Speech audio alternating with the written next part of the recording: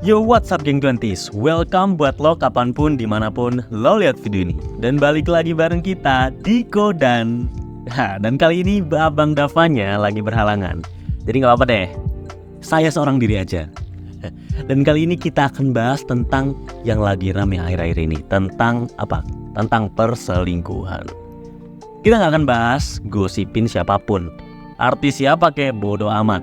Tapi lebih ke pertanyaan, kenapa sih ada manusia-manusia yang suka selingkuh? Ya, betul. Dan gimana caranya kita biar gak jadi seseorang yang memilih jalan tersebut?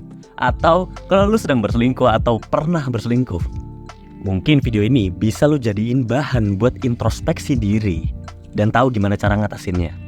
Kalau lu penasaran, oke, tonton video ini sampai habis biar gak kelewatan. Dan dari video ini lu bisa dapat insight dan prinsip yang bisa lu bawa kemanapun lo berada.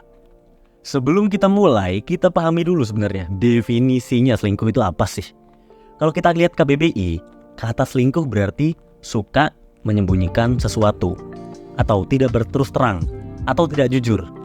Tapi umumnya selingkuh itu tindakan yang melanggar komitmen hubungan, yang akhirnya melukai rasa percaya dalam hubungan antara dua orang. Ada juga yang beranggapan kalau selingkuh itu secara rahasia berhubungan intim secara fisik ataupun emosional sama seseorang selain pasangan. Kalau misalnya di zaman sekarang, misal ada yang namanya open relationship, ya beda konteks ya. Banyak banget pakar sosial dan psikologi yang nyoba buat jelasin kenapa manusia bisa selingkuh. Dan kita udah rangkumin buat teman-teman. Gini, ada beberapa hal yang bisa dijadiin alasan kenapa manusia bisa selingkuh. Oke, kita jelasin secara seksama dengan tempo yang sesingkat-singkatnya.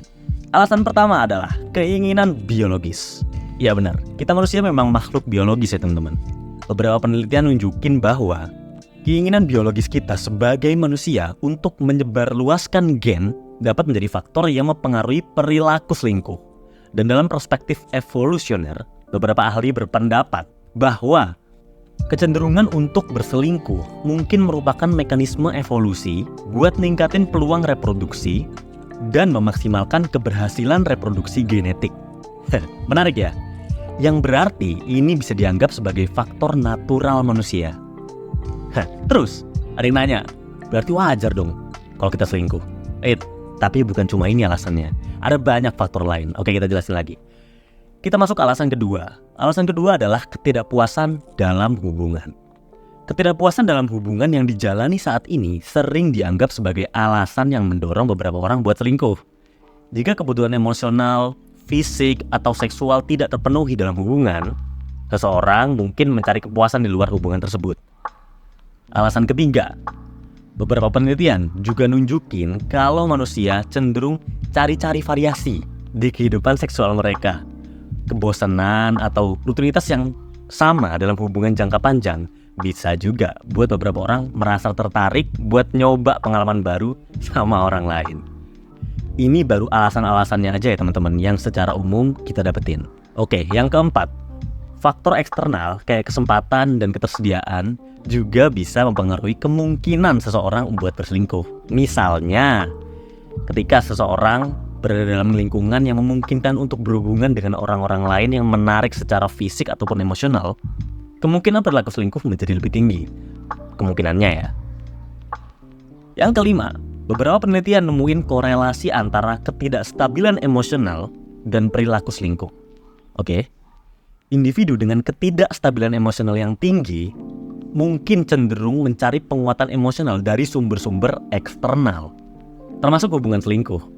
Kebutuhan untuk diakui, kebutuhan untuk disayangi, atau kebutuhan-kebutuhan emosional lain yang gak bisa didapat dari pasangan di waktu dia membutuhkannya juga jadi salah satu faktor yang mempengaruhi.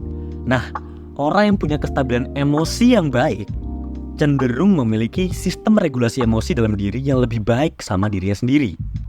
Keenam, faktor kultur dan sosial. Norma-norma sosial dan nilai-nilai budaya juga bisa mempengaruhi loh teman-teman. Di beberapa budaya atau di negara tertentu, selingkuh mungkin lebih diterima atau bahkan dianggap sebagai norma. Sementara di budaya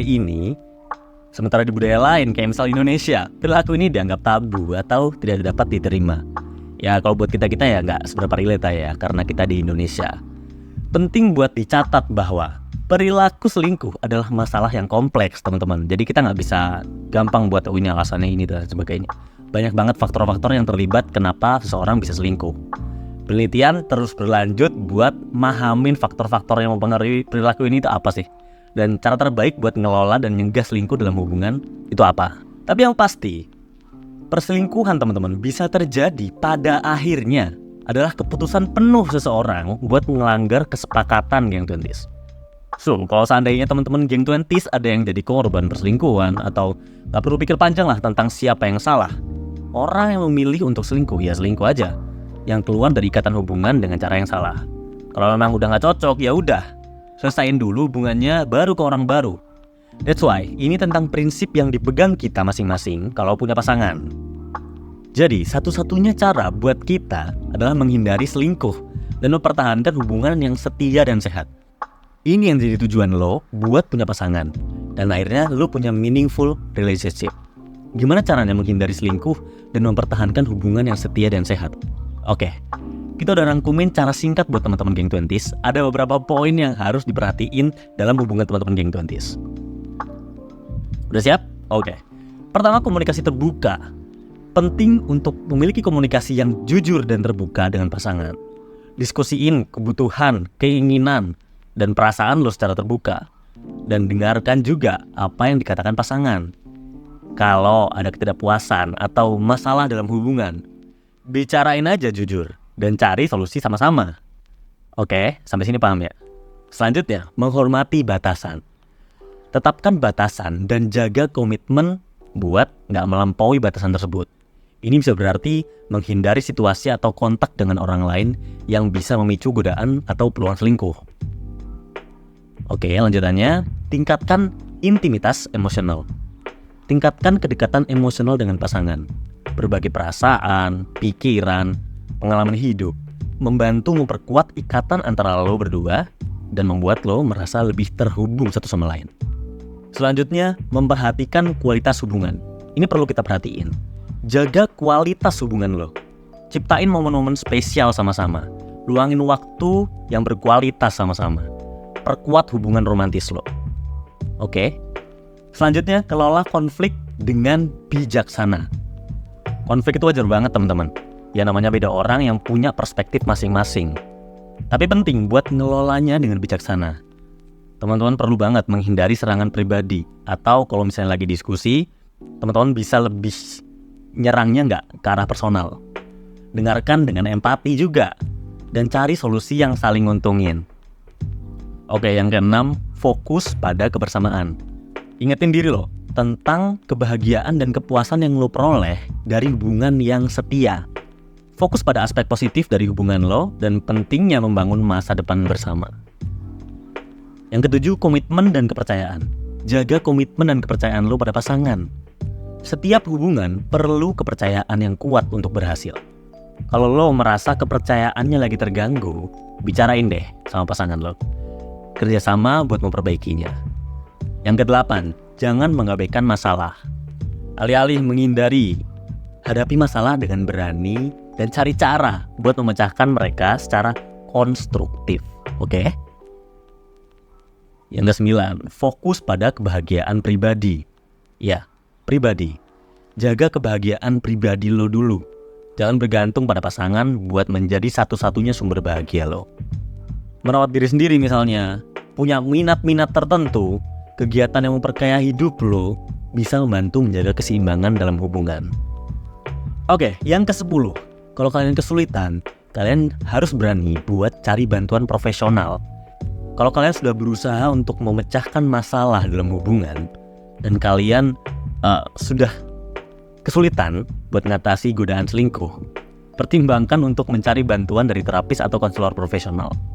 Jadi itu beberapa tips buat mengatasi perselingkuhan ala geng 20s. Teman-teman perlu ingat ya, bahwa hubungan yang setia perlu kerja keras dan komitmen dari kedua belah pihak. Dengan komunikasi terbuka, komitmen, kepercayaan, yakin deh, lo bisa membangun hubungan yang kuat dan meminimalisir resiko selingkuh. Semoga video ini berguna buat teman-teman dalam mengembangkan diri sendiri menuju the best version of yourself. Kalau teman-teman suka bisa like, share, dan komen ya. See you Gang Tantis!